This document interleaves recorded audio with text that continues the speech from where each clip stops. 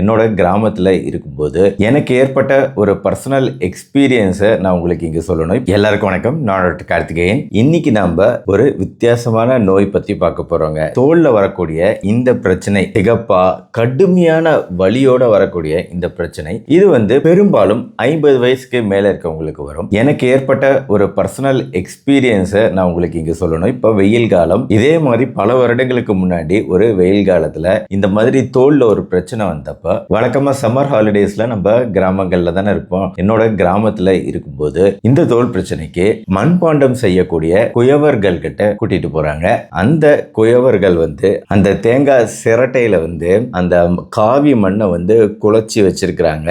அந்த மண்ணை அப்ளை பண்றாங்க. எனக்கு அந்த தோல்ல எரிச்சல் இருக்க இடத்துல அதை அப்ளை பண்ண உடனே அவ்வளவு ஒரு குளுமையா இருந்துச்சு. எனக்கு இருந்தது அக்கியான்னு தெரியல, பட் இங்க நீங்க பாக்குறது அக்கி நோய். அக்கி அப்படிங்கிறது இந்த மாதிரி வரும். பொதுவா அம்மை, சின்னம்மை ஏற்படுத்தக்கூடிய சிக்கன் பாக்ஸ் வர வைக்கக்கூடிய அதே வைரஸ் தான். அந்த வைரஸ் சின்ன குழந்தைகள்ல வரும்போது அது பொறி பொறியா வருது. அதுக்கப்புறம் ஒரு 2 வாரங்கள்ல கம்ப்ளீட்டா குணமாயிடுது இல்லையா? அதுக்கப்புறம் அந்த வைரஸ் நம்ம உடம்பை விட்டு போறது கிடையாதுங்க. அப்படியே நம்ம உடம்புலயே தூங்கிடுது, பெட் போட்டு தூங்கிடுது. நல்லா இருக்கு, நம்மளுக்கு ரொம்ப கம்ஃபர்டபுளா இருக்கு அப்படின்னு சொல்லிட்டு நல்லா தூங்குதுங்க அந்த வைரஸ் நம்ம உடம்புக்குள்ளார. இன்ஃபேக்ட் அது நம்ம நரம்பு மண்டலத்துல இருக்கக்கூடிய நியூரான்கள்ல கூட போய் தூங்கக்கூடிய வாய்ப்பு இருக்கு. ஆனா ஒண்ணும் பண்ணாது, அது பாட்டுக்கு தூங்கிட்டு இருக்கும். எவ்வளவு நாள் தூங்குங்க? கும்பகர்ணம் மாதிரி தூங்கும், பல வருடங்கள் தூங்கும். அதாவது 10 வயசுல சிக்கன் பாக்ஸ் வந்திருக்கலாம், அதுக்கப்புறம் அந்த ஒரு பையனோ பொண்ணோ அது குணமாயிருக்கலாம். ஆனா குணமான பின்னாடி நம்ம உடம்புல இருந்து இந்த வைரஸ் முழுமையா போயிடுச்சு அப்படின்னு நினைச்சோம்னா அதுதான் தப்பு. அந்த வைரஸ் அப்படியே படுத்து நல்லா தூங்கிட்டு இருக்கும். கும்பகர்ணம் மாதிரி 40-50 வருஷம் கூட தூங்கும். அதாவது 10 வயசுக்கு அப்புறம் 50 வயசுக்கு மேல திடீர்னு ஒரு நாள் முழிச்சுக்கும். ஏன் முழிச்சுக்கும்? யார் தட்டி எழுப்புனாங்க அந்த வைரஸை? நீங்க தான் தட்டி எழுப்பியிருப்பீங்க. ஏன்னா உங்களோட உடல் எதிர்ப்பு சக்தி குறைவா இருந்திருக்கும், உங்களோட ஆரோக்கியமற்ற பழக்க வழக்கங்கள் இருந்திருக்கு, இல்ல அன்பார்ச்சுனேட்லி உங்களுக்கு வேற ஏதாவது கிருமி தொற்றுலாம் அடிக்கடி ஏற்பட்டு இதனால உங்களுக்கு எதிர்ப்பு சக்தி குறைஞ்சு போச்சு அப்படின்னா ஏதாவது ஒரு சூழ்நிலையில சடார்னா முழிச்சுக்கும். கும்பகர்ணம் திடீர்னு முழிச்சா என்ன ஆகும்? அப்படியே எந்திரிச்சு நின்னா ஜெயண்டா இருப்பார்ல, அதே மாதிரி இந்த வைரஸ் மீண்டும் முழிக்கும் போது இதோட தாக்கம், வீரியம் பழைய மாதிரி இருக்காது. பொறி பொறியா இருக்கிறத விட இந்த மாதிரி முதுகு பகுதியில ஒரு குறிப்பிட்ட பகுதியில் அதிகமா அப்படியே வர ஆரம்பிக்கும். இதை ஷிங்கிள்ஸ், ஹெர்பிஸ் ஜாஸ்டர் அப்படின்னு சொல்லிட்டு இதுக்கு வேற பேரே நம்ம வைக்கிறோம். ஆனா ஒரே வைரஸ் தான், அதே வைரஸ் தான். ஆனா தூங்கி எந்திரிச்ச வைரஸ் இந்த மாதிரி காட்ட ஆரம்பிக்கும். ஒரு குறிப்பிட்ட பகுதியில காட்ட ஆரம்பிக்கும். மார்புக்கு கீழே, மேல் வயிற்றுல, இந்த மாதிரி எங்க வேணா வரலாம். ஆனா அந்த குறிப்பிட்ட பகுதியில குரூப்பா இருக்கும். ஒரு குரூப்பா, ஒரு குழுவா செயல்பட்டு ஒரு குழுவா அந்த இடத்துல மட்டும் உருவாகி வெளியே காட்டும். ஆனா சிக்கன் பாக்ஸ் போது உடம்பு ஃபுல்லா காட்டும். சில சமயம் சின்ன வயசுல வந்திருக்கலாம், ரொம்ப ரேர் தான். ஆனா சின்ன வயசுல வருது. அப்படி வரும்போது இந்த மாதிரி வரலாம். அதனாலதான் எனக்கு சின்ன வயசுல அது அக்கியா இருக்கலாம் அப்படின்னு சொல்லிட்டு எனக்கு அந்த ட்ரீட்மெண்ட் கொடுத்திருப்பாங்க அப்படின்னு நினைக்கிறேன். ஆனா அது உண்மையிலேயே இதமா இருந்துச்சு, நல்லா கேட்டுச்சு பிரச்சனைக்கு. ஏன்னா அவ்வளவு எரிச்சலும் வலியும் பயங்கரமா இருந்தது. சடனா அப்படியே ஏதோ அந்த இடத்துல மட்டும் ஏசி வச்ச மாதிரி அப்படி ஒரு குளுமையா இருந்துச்சு. அப்ப நம்மளுக்கு இதை பத்தின எந்த ஒரு நாலேஜும் கிடையாது. இந்த மாதிரி கிராமத்து சைடு நிறைய விஷயங்களுக்கு எனக்கு ட்ரீட்மெண்ட் கொடுத்த சில எக்ஸ்பீரியன்ஸ். இன்னொன்னு டயரியா, பயங்கரமா டயரியா போயிட்டே இருக்கு. நீ சொல்ல மாட்டியா அப்படின்னு சொல்லிட்டு அதுக்கப்புறம் கிராமத்துல ட்ரீட்மெண்ட்டுக்கு, ஏன்னா அங்கெல்லாம் டாக்டர் இருக்க மாட்டாங்கல்ல, கூப்பிட்டவங்க ஒரு பெண்மணி, அவங்க வயிற்றை நீவி விட்டாங்க. இப்படி அப்படின்னு ஏதோ ஆயில் போட்டு நீவி விட்டாங்க. ஆனா உண்மையிலேயே இன்னைக்கு நம்ம பேசக்கூடிய இந்த உப்பு கரைசல் போன்ற விஷயங்கள் இருக்கு இல்லையா, இதெல்லாம் எந்த அளவுக்கு நாலேஜ் இருந்துச்சு அந்த காலத்துல தெரியல. ஆனா அந்த உடலை நீவி விட்ட பின்னாடி ஏதோ மேஜிக் மாதிரி கொஞ்சம் அந்த வயிற்று வலிகள் குறைஞ்சது, ஈவன் டயரியா போறது குறைஞ்சது. ஆக பல விஷயங்கள் இன்னும் நவீன மருத்துவத்துக்குள்ள ஆராய்ச்சிக்கு உட்படுத்தப்பட்டு பெரிய லெவல்ல வரல, அப்படியே கிராமங்களோட மறைஞ்சு போயிருமோ எனக்கு தெரியல. எனிவே இன்னைக்கு நம்ம இந்த அக்கி நோய் குறித்து அறிவியல் ரீதியா இப்ப என்ன விஷயங்கள், என்னென்ன உணவுகள் சாப்பிடணும், என்னென்ன உணவுகள் சாப்பிடக்கூடாது, என்ன மருந்துகள் இருக்கு, எப்படி பிரசன்ட் ஆகும் அப்படிங்கிற விஷயங்களை பார்க்கலாம் வாங்க. பொதுவா சிக்கன் பாக்ஸ் நீங்க பாக்குற மாதிரி இப்படி இருக்கு. ஷிங்கிள்ஸ் இந்த மாதிரி ஒரு குரூப்பா இருக்கக்கூடிய வாய்ப்பு இருக்கு. குழந்தைகள்லயுமே இது படம் போட்டு காமிக்கப்பட்டிருக்கு பாத்தீங்களா? கண்ணுக்கு மேல ஒரு குரூப்பா வருது, புருவத்துக்கு மேல ஒரு குரூப்பா வருது, கழுத்துக்கிட்ட ஒரு குரூப்பா வருது. இந்த மாதிரி வரக்கூடிய வாய்ப்பு இருக்கு. ஆனா இப்ப குழந்தைகள்ல இது பிரசன்டேஷன் ரேரா பார்க்க முடியுது. ஆனா வெயில் காலம் இல்லையா, எப்படி வேணாலும் ப்ரெசென்ட் ஆகலாம். அதனால தான் இது குறித்த அவேர்னஸ் உங்களுக்கு உருவாக்கிக்கிட்டு இருக்கேன். ஃபர்ஸ்ட் அக்கி நோய் வந்து 50 வயசுக்கு மேலே தான் ரொம்ப காமன். நரம்புகளில் தூங்கிக்கிட்டு இருக்கக்கூடிய இந்த வைரஸ் எந்திரிச்சு தன்னோட வேலையை காட்டுது. எதனாலனா உடல் எதிர்ப்பு சக்தி குறைவாகும் போது ஃபர்ஸ்ட் கடுமையான வலி, தோல்ல வந்து ஒரு எரிச்சல் இருக்கும். அப்புறம் போக போக பார்த்தீங்கன்னா அந்த நேரத்தில் சிவப்பு நிறத்தில் கொப்பளங்கள் ஒரு குரூப்பா உருவாகுது. அதுக்கப்புறம் கொஞ்ச நாள் கழிச்சு அந்த கொப்பளங்கள் உடைஞ்சு புண்ணாக மாறும். அப்புறம் கொஞ்சம் கொஞ்சமா உடைந்த புண்கள் உலர தொடங்கும். உலர்ந்த அந்த தோல் பகுதிகள் கீழே விழும். 3 வாரங்கள்ல இது எல்லாமே அப்படியே உதிர்ந்து விழுந்துரும். வயிற்றின் மேற்பகுதி இல்லனா மார்பின் அருகில இல்லனா கண்ணுக்கு மேல புருவத்துக்கு மேல எங்க வேணாலும் ஒரு குரூப்பா வரும். கூடவே வந்து காய்ச்சல் இருக்கும். குளிர் காய்ச்சல், தலைவலி, மூட்டு வலி, கைகால் வலி, தசை பலவீனம், தசைகளை அசைப்பதில் கூட இப்ப இந்த பக்கம் வந்திருக்கு, ஒரு குரூப்பா வந்திருக்குன்னா அப்ப கைகளை தூக்கி கீழே வைக்கிறது கூட பயங்கர வலியா இருக்கும். ஏன்னா இந்த இடத்துல நீங்க மூவ் பண்ணும்போது தோலோட சேர்த்து தான் அந்த தசைகள் கீழே இருக்கு. அந்த தசைகள் வேலை செஞ்சாதான் உங்களால கைகளை தூக்க முடியும் போது, அப்படி தூக்கும் போது உங்க இந்த இடம் அசையுது இல்லையா, அசையும் போது பயங்கரமான வலி ஏற்படும். ஒருவேளை முக நரம்புகள் பாதிக்கப்பட்டிருந்தால் கண்களை மூடி திறப்பதில் பிரச்சனை வலிக்கும். சம்டைம்ஸ் செவித்திறன் பாதிக்கப்படலாம். சுவைகளை உணர்வதில் பிரச்சனை உண்டாகலாம். பார்வையிலும் பிரச்சனை உண்டாகலாம். இது பெரும்பாலும் டெஸ்ட் தேவையில்ல, பார்த்தோன்னே தெரிஞ்சிடும். அப்படி பிளட் டெஸ்ட் எடுத்து பார்த்தீங்கன்னா ரத்தத்தில் வெள்ளை அணுக்களோட எண்ணிக்கை அதிகமா இருக்கும், WBC அதிகமா இருக்கும். இப்போ நம்ம அலோபதிக் சிஸ்டம்ல ஒரு ஆன்டிவைரல் மெடிசன் இருக்கு.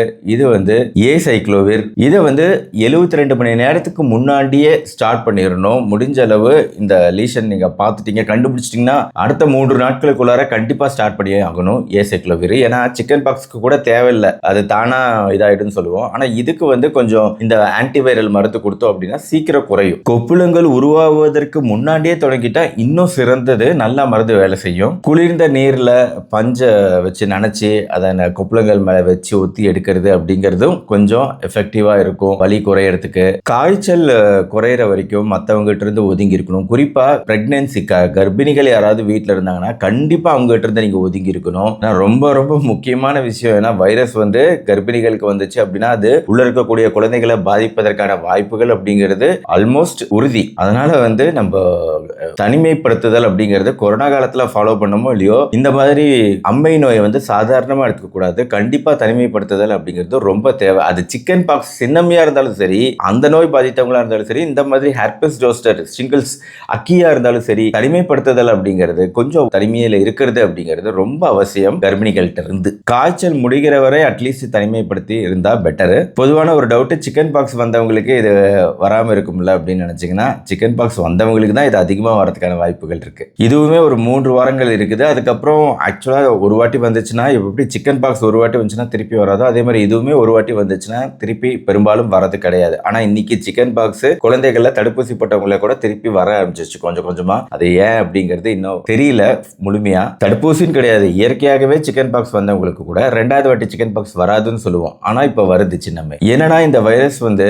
சம்டைம்ஸ் கண் பார்வை அப்புறம் காது கேளாமை போன்ற விஷயங்களை உண்டாக்கலாம். உடல்ல இருக்கக்கூடிய எந்த உறுப்பை வேணாலும் சம்டைம்ஸ் ரொம்ப ரேரா அரிதா பாதிக்கலாம். திடீர்னு வந்து சர்க்கரை நோய்க்குள்ள வரக்கூடிய வாய்ப்பு இருக்கு. ஆனா தடுப்பூசிகள் இருக்கு. நான் ஏற்கனவே சொன்னேன் இப்போ பேச்சுவாக்குல, இந்த தடுப்பூசிகள் வந்து ஓரளவு ரிஸ்க் வந்து குறைக்கும், வராம தடுக்கும். ஒருத்தருக்கு இருந்து இன்னொருத்தருக்கு சாதாரணமா வந்து மூச்சுக்காற்று மூலமாவே பரவக்கூடிய ஒரு வாய்ப்பு இருக்கிறதுனாலையும், தொடுதல் மூலமாகவும் பரவக்கூடிய வாய்ப்பு இருக்கிறதுனாலையும் நம்ம ரொம்ப ஜாக்கிரதையா இன்னொருத்தர்கிட்ட பரவாம பார்த்துக்கணும். முதல் வகை இது. 2வது வகை இருக்கு ஜெனிட்டல், பிறப்பிறப்பில் கூட வரலாம். தோல், ஆண்குறி இங்கெல்லாம் வந்து வரலாம். சம்டைம்ஸ் பல நேரங்கள்ல இது வந்து கண்டுபிடிக்கப்படாமலேயே கூட போயிடும். பூச்சிக்கடி அப்படின்னு நினைச்சுக்குவோம். இது வந்து ஒரு 2 நாட்கள்ல இருந்து 2 வாரங்களுக்குள் உருவாகும். காய்ச்சல், பசி குறையும், உடல் அசதி காணப்படும், கூடவே தசை வலிகளும் இருக்கும். லிம்ப் நோடு, நிணநாளங்கள் இருக்கு. லிம்ப் அதெல்லாம் வந்து பிறப்புறுப்பு பகுதியில் பக்கத்தில் இருக்கக்கூடிய நிணநீர்கள்லாம் பெருசாகி கட்டியா இருக்கும். அதை நம்ம தொட்டு பார்த்தாலே ஃபீல் பண்ண முடியும். ஆண்களுக்கு